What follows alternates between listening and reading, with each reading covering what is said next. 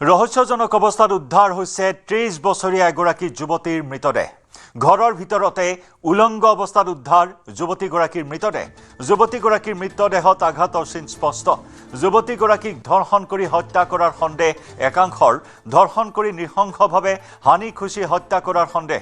মূৰৰ কেইবাটাও স্থানত আছে আঘাতৰ চিন। ঘৰটোত অকলশৰে বাস কৰিছিল যুৱতীগৰাকীয়ে। মাজে সময়ে যুৱতীগৰাকীক ঘৰলৈ আহিছিল এজন মুছলমান যুৱক। শুকুৰবাৰে সন্ধিয়া যুৱতীগৰাকী ঘৰৰ বাহিৰলৈ ওলাই নহাত সন্দেহ হৈছিল ৰাইজৰ। নিশাই ৰাইজে খবৰ দিছিল যুৱতীগৰাকীৰ ভনী জোঁৱায়েকক। ভনী জোঁৱায়েক ঘটনাস্থলীত উপস্থিত হোৱাত পোহৰলৈ আহে এই চাঞ্চল্যকৰ ঘটনা। বাহিৰৰ পৰা বন্ধ আছিল মৃতদেহ পৰি থকা কোঠাটো। বিশৃংখল হৈ আছিল মৃতদেহ পৰি থকা কোঠাটো। যুৱতীগৰাকীক দলবদ্ধ ধৰ্ষণ কৰি হত্যা কৰাৰ অভিযোগ ৰাইজৰ। এবছৰ পূৰ্বে যুৱতীগৰাকীৰ মাতৃক ঘপিয়াই হত্যা কৰিছিল পিতৃয়ে। এই ঘটনা সন্দৰ্ভত আৰক্ষীয়ে অব্যাহত ৰাখিছে তদন্ত। অভিযুক্তক গ্ৰেপ্তাৰ কৰি কঠোৰ শাস্তি বিহাৰ দাবী ৰাইজৰ। বোকাজানৰ হাতীগড়ত সংঘটিত হৈছে এই নৃশংস হত্যাকাণ্ডৰ ঘটনা। এটি চাঞ্চল্যকৰ ঘটনা সংঘটিত হৈছে। ৰহস্যজনক অৱস্থাত উদ্ধাৰ হৈছে ৩০ বছৰীয়া যুৱতী এগৰাকীৰ মৃতদেহ। ঘৰৰ ভিতৰত উলংগ অৱস্থাত উদ্ধাৰ যুৱতীৰ মৃতদেহ। যুৱতীগৰাকীৰ মৃতদেহত আঘাতৰ চিন স্পষ্ট। এয়া এক দলবদ্ধ ধৰ্ষণ আৰু হত্যাৰ ঘটনা বুলি ৰাইজৰ সন্দেহ প্ৰকাশ। অতি শীঘ্ৰেই দোষীক কৰায়ত্ব কৰি দৃষ্টান্তমূলক শাস্তি বিহাৰ দাবী জনাইছে অঞ্চলটোৰ ৰাইজে। এবছৰ পূৰ্বে যুৱতীগৰাকীৰ মাতৃক নিজৰ পিতৃয়ে ঘপিয়াই হত্যা কৰিছিল আৰু তাৰ পিছৰ পৰাই অকলশৰে থকা এই যুৱতীগৰাকীক কোনো দুৰ্বৃত্তই এনেদৰে টাৰ্গেট কৰি ল'লে। এজন মুছলমান যুৱক অৱশ্যে মাজে সময়ে যুৱতীগৰাকীৰ এই ঘৰটোলৈ আহে বুলি স্থানীয় লোকসকলে মন্তব্য প্ৰকাশ কৰিছে। আগত মই বোকাজান থানাত ফোন কৰিলোঁ। অচি ছাৰক ফোন কৰাৰ পিছত অচি ছাৰ আহিলে, চবেই আহিলে, আমাৰ এছ ডি পি ছাৰো আহিলে। অহাৰ পিছত ইয়াত লাষ্ট চালোঁ আমি। চোৱাৰ পিছত যি ভেছত আমি চালোঁ ছোৱালীজনীক, এনেকুৱা লাগিছে ছোৱালীৰ লগত প্ৰথম ধৰ্ষণ হ'ল, তাৰপিছত ছোৱালীজনীক মাৰ্ডাৰ কৰা হৈছে।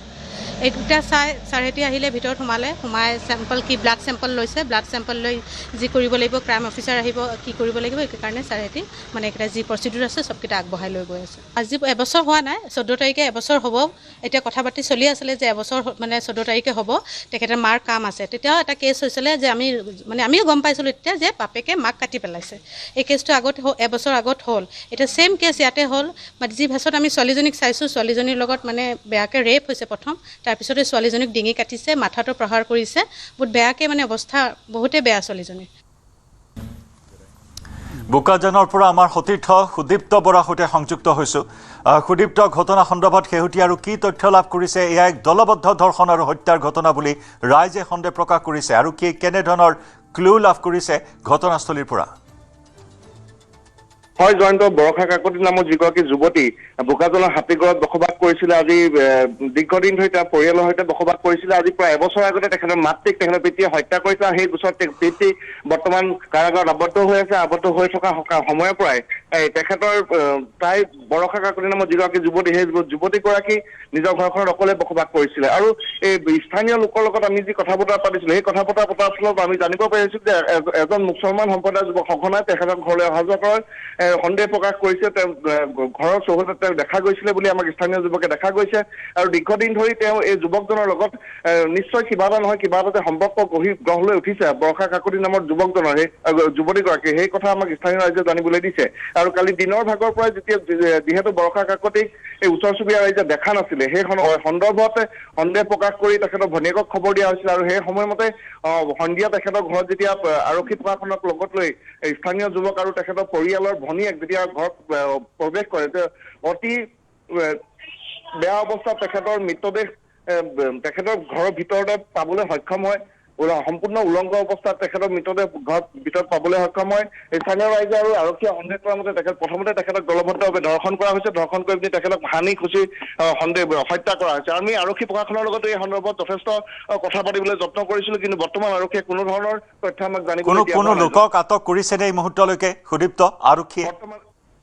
বৰ্তমানলৈকে কোনো লোকক আটক কৰিবলৈ সক্ষম হোৱা নাই, কিন্তু যোনজন মুছলমান যুৱক সঘনাই অহা যোৱা কৰাৰ সন্দেহ প্ৰকাশ কৰিছে, সেই যুৱকজনৰ সন্ধান বৰ্তমান আৰক্ষীয়ে পোৱা নাই বুলি আমাক জানিবলৈ দিছে। আৰু তেখেত বৰ্তমান পলাতক বুলি আমাক জানিবলৈ দিছে। জয়ন্ত, এতিয়া ৰাইজে আৰু কি ধৰণৰ তথ্য প্ৰকাশ কৰিছে সমগ্ৰ বিষয়টোত সুদীপ্ত?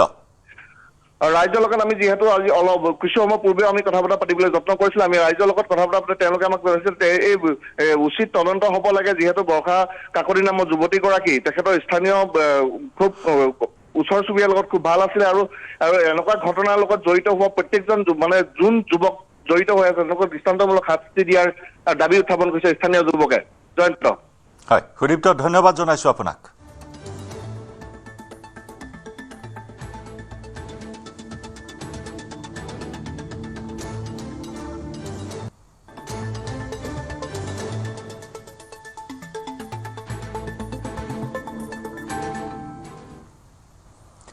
নলবাৰীৰ লাভ জেহাদ কাণ্ডত ৰজালীৰ লগত আৰু জড়িত থকাৰ পুনৰ অভিযোগ উত্থাপন হৈছে।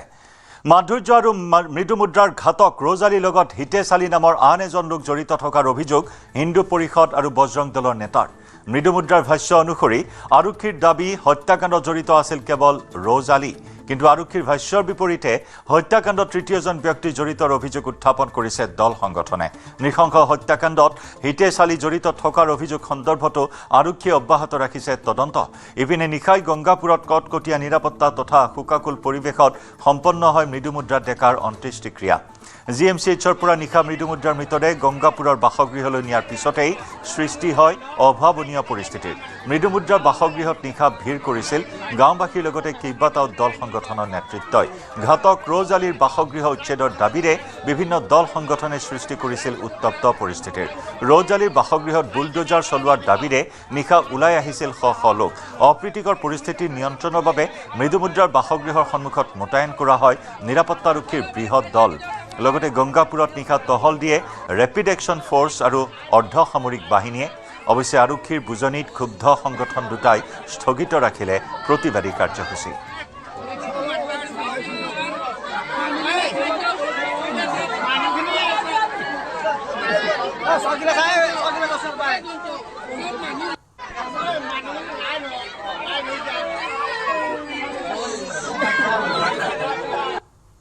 উঠি অহা প্ৰজন্মক তেজেৰে হানি খুচি হত্যা কৰিলে খুব দুৰ্ভাগ্যজনক কথা। আমি এটা কথাই বিচাৰিম যে আহি থকা দিনসমূহত যাতে কোনো অপৰাধীয়ে যাতে এনেকুৱা অপৰাধ কৰিবলৈ যাতে সাহস নকৰে, আৰক্ষী প্ৰশাসন কঠোৰ হ'ব লাগে।